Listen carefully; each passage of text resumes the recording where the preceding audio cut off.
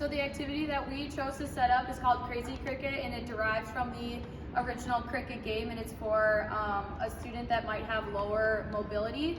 So the equipment that we use, we have a bunch of hoops of all different sizes. We have some barricades back here, our wheelchair, we have a cone on the ground, and we're also using wiffle balls as well.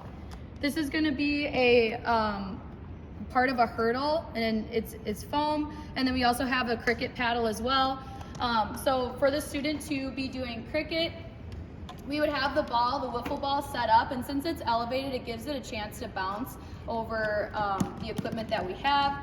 And so we do have a point system here. The bigger hoops in front, 1 point. As it gets into the middle, 2 points, and then towards the end, it would be 3 and 4. So the athlete would strike it after it's set up.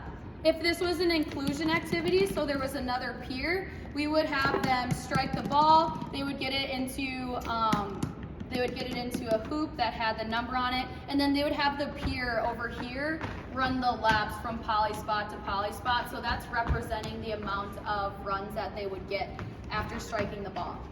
If this wasn't an inclusion activity, if it was just the student by themselves, how we would have them count their runs. So after they strike it, they get their runs that they need to acquire. They would use their mobility to pull the tissues out of a box to keep score. So whatever number they got, that's as many tissues as they would pull out. Otherwise, we could always use a whiteboard and a marker as well.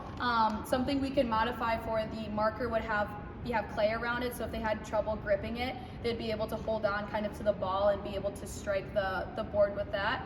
So if they did hit the ball and they got their number of runs they would need to acquire, they would just be able to score them here, and then this would also be a good way for them to keep track.